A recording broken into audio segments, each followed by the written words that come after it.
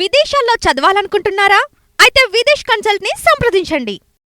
అమ్మో కరకట్టలపై ఆవాసాలు తగ్గుతున్న మోజు భవిష్యత్తుపై బెంగతో కట్టవాసులు లబోదిబోమంటున్నారట. ఆగిపోయిన భవన నిర్మాణాలు, ప్లాట్లకు అడ్వాన్సులు ఇచ్చిన వాళ్ళు వెనకడుగు, డైలమాలో రియల్టర్లు, నిర్మాణదారులు, తరలిపోతున్న అద్దె ఇంటి వాసులు. ఇది మొత్తానికి కరకట్టకు సంబంధించి ఇవాళ చంద్రబాబు నాయుడు గారి ఇల్లు, అదేవిధంగా గోకరాజు గంగరాజు గారి ఇల్లు, ఇట్లాంటి మంతెన సత్యనారాయణ వాళ్ళకు సంబంధించిన ఇల్లు కూడా ఈ కరకట్టల పైన ఉన్నాయట. వరద వచ్చింది మన మునిగిరి.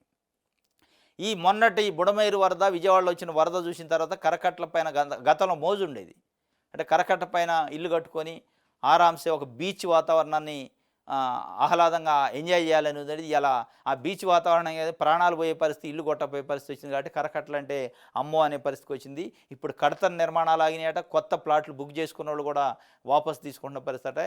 ఇది మొత్తానికైతే ఈ వరద ఎఫెక్టు విజయవాడలో రియల్ ఎస్టేట్ మీద తీవ్రమైన ప్రభావం చూపించే అవకాశం ఉంది. దాంట్లో డౌట్ లేదు.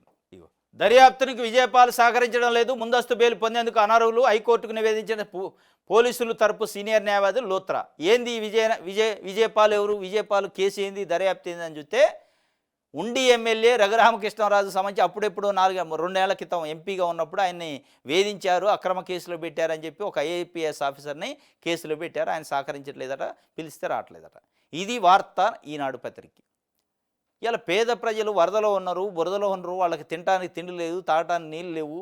వాళ్ళ గురించి వార్తలు రాయకుండా ఈ విజయపాల్ సహకరించట్లేదు. విజయపాల్ సహకరిస్తేంది, ఒకవేళ విజయపాల్ సహకరించకపోతేంది, ఆయన సహకరించకపోయినా ఈ రాష్ట్రానికి ఒరిగేదేంది, ప్రజలకు ఒరిగేదేంది? అది ఒక వ్యక్తికి సంబంధించి, ఒక ఎమ్మెల్యే, ఒక ఎంపీకి సంబంధించి విషయం. ఇది ప్రజలకు సమస్య, ప్రజల మాట. ఇవాళ ప్రజలున్న కనీసం పరిస్థితులైనా గమనించాలి కదా. ఇవాళ వాళ్ళు ఉన్న బాధలు, ఎమోషన్స్ అని అర్థం చేసుకొని ఈ వార్తలు రాయటం పక్కన పెట్టి ఆ వార్తలు రాయాలిగా. మొత్తం చంద్రబాబు నాయుడు గారి ఫోటోలు, ఆ తెలుగుదేశం పార్టీ నాయకుల ఫోటోలు తప్ప వరదలో ఉన్న బాధితులు వాళ్ళ ఆవేదన గురించి ఎక్కడ వార్తలు రాసిన పరిస్థితి లేదు ఈనాడు పేపరు. ఇది చంద్రబాబు నాయుడు గారు వరద బాధితులు ఇంట్లోకి పోతాడు. ఆయన ఇంట్లోకి పోయింది కాదు, రాయాల్సింది, ఫోటో తీయాల్సింది ఆయన ఇంట్లోకి పోయింది కాదు. అక్కడున్న చిన్న పిల్లలు ఎట్లా ఇబ్బంది పడుతున్నారు, అక్కడున్న వృద్ధులు, మహిళలు ఎట్లా ఇబ్బంది పడుతున్నారు, వికలాంగులు ఎట్లా ఇబ్బంది పడుతున్నారు వరదలో. వాళ్ళ కనీస సహాయం అందలేదు.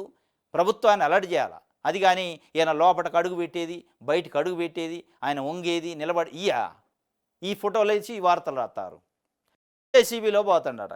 ఇది కాదు రాయాల్సింది. ఇది ప్రజలు చింపి కాలబెడతారు ఈనాడు పత్రికని.